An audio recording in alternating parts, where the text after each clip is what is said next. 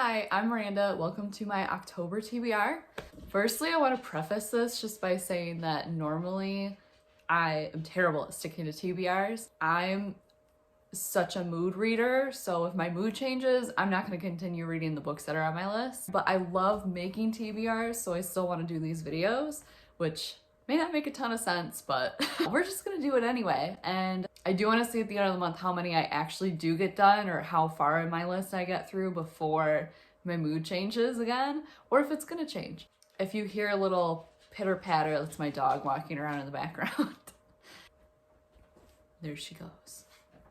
Okay, so since it's October, I'm really in the mood for some spooky books, but first I have to still get through the Voyage Out by Virginia Woolf, which is my current read.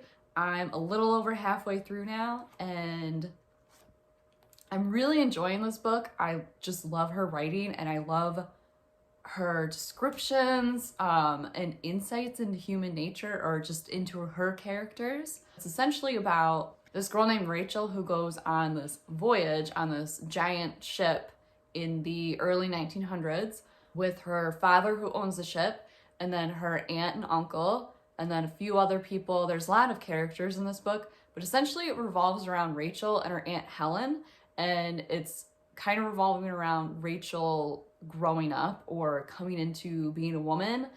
She's very uneducated. She's been very, very sheltered by her father, so this is kind of her first time getting out in the world. We're basically seeing Rachel in the world for the first time, and her Aunt Helen is kind of helping to try to shape her into a woman.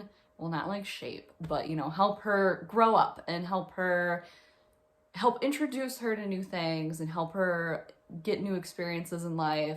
I really love those kinds of stories, and I'm loving Woolf's writing and how she's talking about Rachel's character and how Rachel's being and Rachel's new experiences, like her new sensations, and how she doesn't understand this or that feeling. Love the psychology perspective because I'm a psychology student. So books like this really interest me. There's not a lot of plot besides that. I think we're gonna get to some more plot later. Like, I think that's more gonna be the climax, is there's gonna be a hint of plot, but yeah, have to finish that. I'm not trying to speed through this one or anything because I do want to absorb the writing and the characters and their experiences and the insights they have on themselves and others in the world. So yeah, my first Woolf novel, really enjoying it so far, and so finishing that is first thing on my TBR. Also, finishing this behemoth is on my TBR.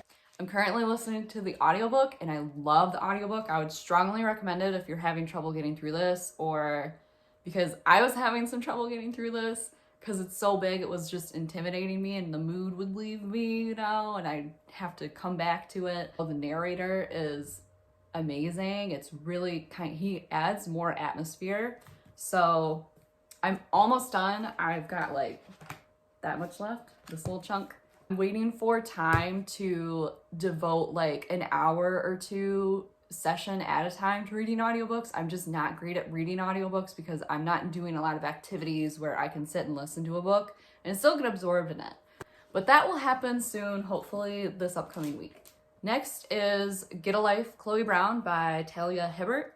And if you haven't heard of this, I'm sure you have. It's basically a rom-com about a woman with chronic pain who has a near-death experience and is like, oh, I need to like live my life and take control of it and have new experiences, which is cool and all. It just rubbed me a little bit the wrong way because telling someone with a chronic illness to get a life rubs me the wrong way. I have a chronic pain condition too, so I'm really excited to read this book. It's just that's been a little bit of a hang up, but the character's telling it to herself, and like it's self-motivation. It's not coming from an extraneous source.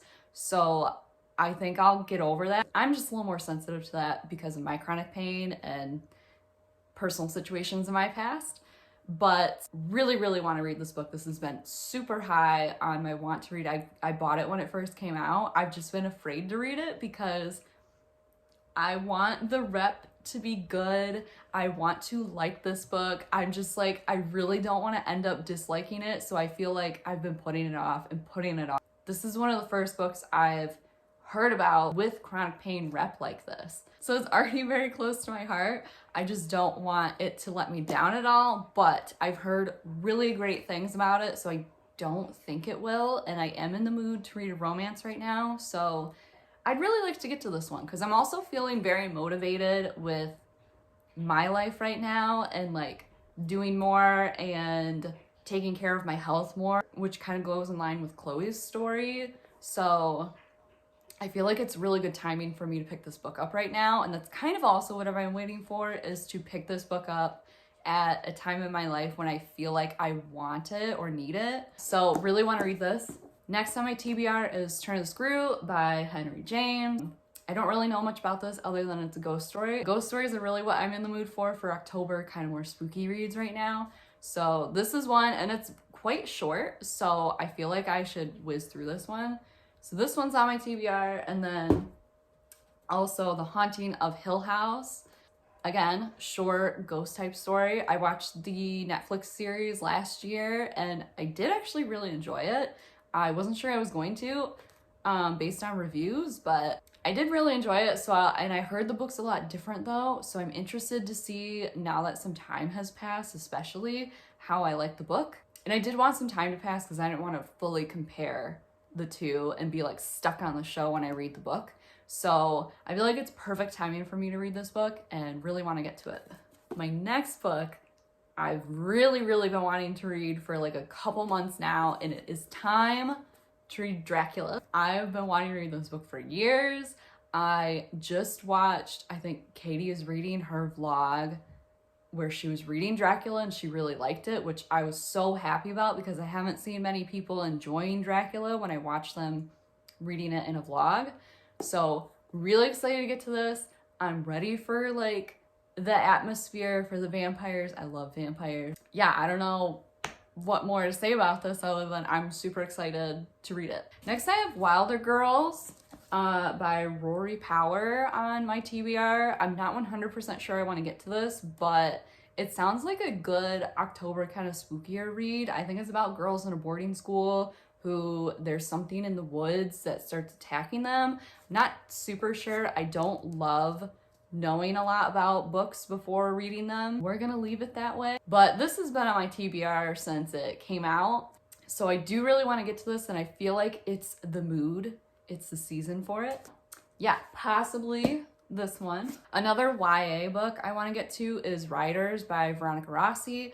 This is, I think, centered around a kid who gets involved with the Four Horsemen for some reason or another. I really don't remember. I bought this a long time ago after I read the Under the Never Sky series, also by Veronica Rossi, which I loved that series. And I just never got around to picking up this book, but I feel like it's something that I want to read right now, and it would be a good October read. Hopefully gonna get to this one.